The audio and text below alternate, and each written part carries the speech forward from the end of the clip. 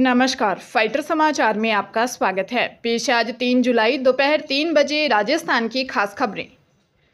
UP के हाथरस में भोले बाबा के सत्संग के बाद हुई भगदड़ में अब तक 122 लोगों की मौत हुई है। 4 जिलों अलीगढ़, हाथरस, एटा और आगरा में रात भर शवों का पोस्टमार्टम हुआ। परिजन अपनों की लाश को लेकर इधर उधर भटकते रहे। प्रशासन ने अब तक 121 मौत की पुष्टि की है। हादसा फुलरई गांव में हुआ। देर रात हादसे में 22 लोगों के खिलाफ सिकंदरा राव थाने के दरोगा ने एफआईआर दर्ज करवाई। इसमें मुख्य आयोजक देव प्रकाश मधुकर का नाम है, बाकी सब अज्ञात हैं। चौंकाने वाली बात है कि इसमें मुख्य आरोपी भोले बाबा और हरि नारायण साकार का नाम ही नहीं है।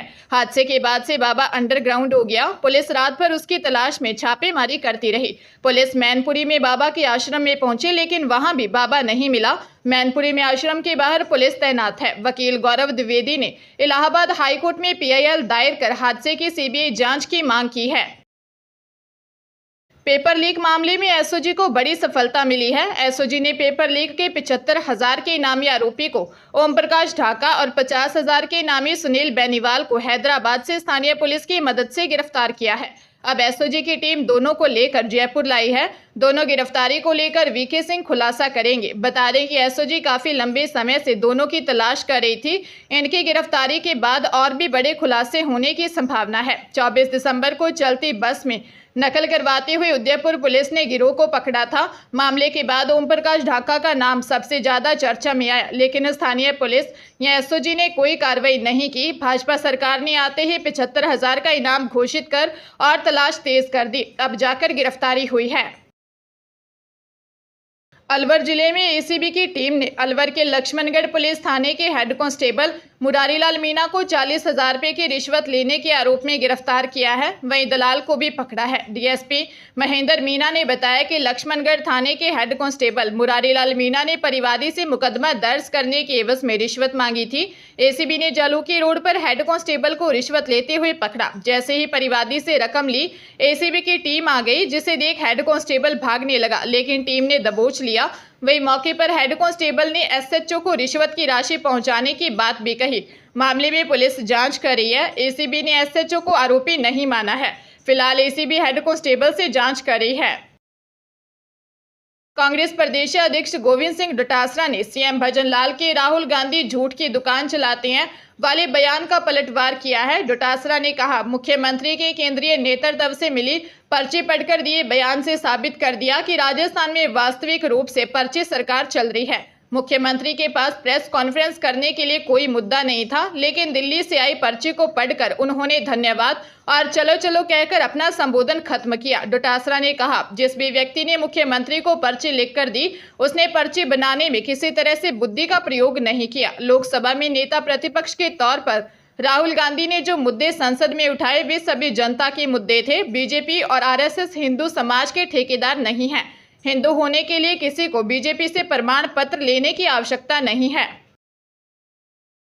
पूरे राजस्थान में मानसून पहुंच चुका है। मंगलवार को 9 जिलों में बारिश हुई। श्रीगंगानगर में भी मानसून ने प्रवेश कर लिया। यहां कल दोपहर बाद मौसम बदला, तेज आंधी चली और बारिश हुई। इस दौरान शहर में एक बिजली का खंभा पास खड़ी कार पर गिर गया। उधर आज भी 5 जिलों में बारिश का अलर्ट जारी किया गया है। 4 और 5 जुलाई को जोधपुर, जैसलमेर, बाड़मेर और जालोर को छोड़कर शेष सभी जिलों के लिए येलो अलर्ट है। 6 जुलाई को जोधपुर, जैसलमेर, बाड़मेर, पाली और जालोर को छोड़कर शेष सभी जिलों के लिए येलो अलर्ट है। पिछले 24 घंटे के दौरान अलवर के सिलीसेड़ में 38 mm बारिश, चूरू के सिद्धमुख में 48, तारानगर में 12, सीकर के रामगढ़ शेखावाटी में 9 और भरतपुर के 25 mm बारिश दर्ज हुई। इधर उदयपुर, बांसवाड़ा, डूंगरपुर, सिरोही, प्रतापगढ़ के एरिया में भी कुछ स्थानों पर 1 से लेकर 14 mm तक बरसात हुई। मौसम केंद्र जयपुर के अनुसार राजस्थान में अब 6 जुलाई तक बारिश की गतिविधियां हल्की रहेंगी। जैसलमेर, जोधपुर, बाड़मेर और जालोर में अगले 4 दिन बारिश के कोई आसार नहीं हैं। प्रदेश के 5 विधानसभा सीटों पर होने वाले उपचुनाव को लेकर भाजपा व कांग्रेस ने अपने वरिष्ठ व अनुभवी नेताओं को फील्ड में उतार दिया है। कांग्रेस ने कमेटी बनाकर नेताओं को फील्ड में भेजा है। वहीं भाजपा ने प्रभारी के तौर पर लगाया है। दोनों ही पार्टियों के नेता फील्ड में आम कार्यकर्ताओं से संवाद कर जीतने वाले प्रत्याशी का नाम तय करेंगे। इसके बाद पार्टी के पदाधिकारियों व कार्यकर्ताओं के साथ लगातार मीटिंग कर अपनी पार्टी की जीत सुनिश्चित करेंगे। कांग्रेस ने इन कमेटियों में मौजूदा सांसदों को प्राथमिकता दी है। वहीं भाजपा ने हर विधानसभा क्षेत्र में दो मंत्रियों के साथ ही पूर्व नेता प्रतिपक्ष राजेंद्र राठौर व कृषि मंत्री किरोड़ी लाल मीणा जैसे वरिष्ठ नेताओं को कमान सौंपी है। दोनों ही पार्टियों ने नेता संगठन से जमीनी कार्यकर्ताओं के साथ सीधा संवाद करेंगे। इसके बाद मतदाताओं से संवाद व जुड़ाव की कार्य योजना बनाएंगे। बांसवाड़ा जिले में वन रक्षक 2022 पेपर लीक की परतें उधड़ने लगी हैं। इसके तार डूंगरपुर जिले तक जुड़े हैं। पुलिस ने शिक्षा विभाग में कार्यरत चिखली निवासी अभिमन्यु सिंह को गिरफ्त में लिया है। इससे पहले वह शिक्षक होने के साथ भर्ती नियुक्ति पर लंबे समय से चिखली एसडीएम का रीडर रहा है। पुलिस ने 15 आरोपियों के खिलाफ रिपोर्ट दर्ज की है, जिनमें से 10 को डिटेन किया है। जांच एएसपी राजेश भारद्वाज को सौंपी गई है। प्रकरण के तार बांसवाड़ा संभाग के तीनों जिलों से जुड़ गए हैं। पेपर लीक का खुलासा करने वाला आरोपी प्रतापगढ़ जिले का रहने वाला है। पुलिस के गिरफ्त में 10 आरोपी आ चुके हैं, जिसमें डूंगरपुर के चिखली निवासी अभिमन्यु सिंह भी शामिल है। वर्ष 2018 में 3rd ग्रेड शिक्षक भर्ती में चयनित होने के बाद आरोपी ने 13 फरवरी 2019 को गलियाकोट में पोस्टिंग ली। कुछ समय बाद उसने अपना एसडीएम ऑफिस में करवा लिया। यहाँ पर रीडर बना बैठा है। इसके बाद एक अन्य परीक्षा देने के बाद आरोपी इंजीनियर बन गया। वर्तमान में शिक्षा विभाग में के समसा में कार्यरत है। 16वीं राजस्थान विधानसभा के द्वितीय सत्र की बैठकें आज बुधवार से शुरू हो गई हैं। इससे पहले बजट सत्र को लेकर विधानसभा अध्यक्ष वासुदेव देवनानी ने सर्वदलीय बैठक बुलाई है। देवनानी ने सदन को शांतिपूर्ण चलाने के लिए सभी दलों से सहयोग की अपील की है।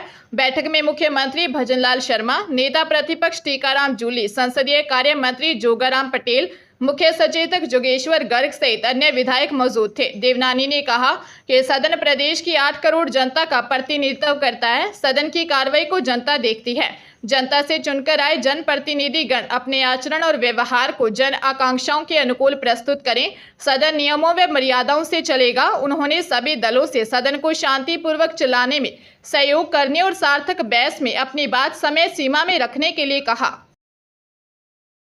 झुंझुनू में जमीन विवाद में चचेरे भाइयों ने पति पत्नी और उनके बेटे की हत्या कर दी। मामला सूरजगढ़ थाना इलाके के धिंगड़िया गांव का है। पुलिस ने एक महिला सहित 8 लोगों को डिटेन किया है। आरोपियों से पूछताछ की जा रही है। पुलिस के अनुसार दोनों पक्षों के बीच जमीन बंटवारे का मामला 2014 से कोर्ट में विचाराधीन है। एसपी राजश्री राज वर्मा ने बताया कि दोनों पक्ष 2 दादा की संतान है। इनमें नेतराम गणपत राम भाई थे। दोनों के नाम करीब 20 बीघा जमीन है। जमीन को लेकर दोनों परिवारों में विवाद है। गणपत राम के 3 बेटे बाबूलाल, मुरारीलाल और श्यामलाल हैं। बड़े भाई नेतराम के भी 3 बेटे रामावतार, पवन और सांवरमल हैं। घायल 19 वर्षीय विकास कुमार ने बताया कि मेरे 50 वर्षीय पिता बाबूलाल, 21 वर्षीय भाई सोनू, 30 वर्षीय बहन प्रियंका और 45 वर्षीय मां सरिता काम कर रहे थे। रामावतार के 2 पुत्र पुनीत और देवेंद्र और नेतराम के 2 पुत्र सांवरमल और पवन, सरोज सहित अन्य लोगों ने हमला कर दिया। घटना में सोनू, बाबूलाल और सरिता की मौत हो गई। राजस्थान कर्मचारी चयन बोर्ड की ओर से आयोजित की गई संगणक भर्ती में सरकार ने पदों की बढ़ोतरी की है। अब इस भर्ती में 42 पदों की बढ़ोतरी की गई है। अब संगणक के 625 पदों पर भर्ती होगी। इससे पहले इस भर्ती में 583 पद थे। पद बढ़ाने की सूचना बोर्ड के पास पहुंच गई है। अब बोर्ड संशोधित विज्ञप्ति जारी करेगा। बोर्ड अध्यक्ष आलोक राज का कहना है कि इस भर्ती में पद बढ़ाए जाएंगे। इस भर्ती का परिणाम जारी करने की प्रस्तावित तिथि 5 जुलाई है। हम इस तिथि को आधार मानकर तैयारी कर रहे हैं। राजधानी जयपुर में तेज रफ्तार लो फ्लोर बसें लोगों की मौत का कारण बन रही हैं। खोनागोरियन गुनेर रोड पर पारस ट्रेवल्स कंपनी की लो फ्लोर बस ने बाइक सवार दंपति व उनके 1.5 साल के बेटे को तेज रफ्तार से टक्कर मार दी, जिससे तीनों सड़क पर गिर गए। महिला की मौके पर ही मौत हो गई। हादसे के बाद चालक ने बस को भगाकर ले जाने का प्रयास किया तो मौके पर मौजूद लोगों ने उसे पकड़ लिया और पिटाई कर दी। सूचना पर पहुंचे खोनागोरियन थाना पुलिस ने ड्राइवर मुकेश को हिरासत में ले लिया। मामले के अनुसार हादसे में 28 वर्षीय मृतका रिजवाना अपने घर गोनेर रोड के बाबाजी गेट से पति 32 वर्षीय निसार आलम और 1.5 साल के बेटे अलसफा के साथ बाइक पर घर जा रही थी। गोनेर से वाटिका की ओर जा रही लो फ्लोर बस की टक्कर से तीनों नीचे गिर गए और रिजवाना की मौत हो गई।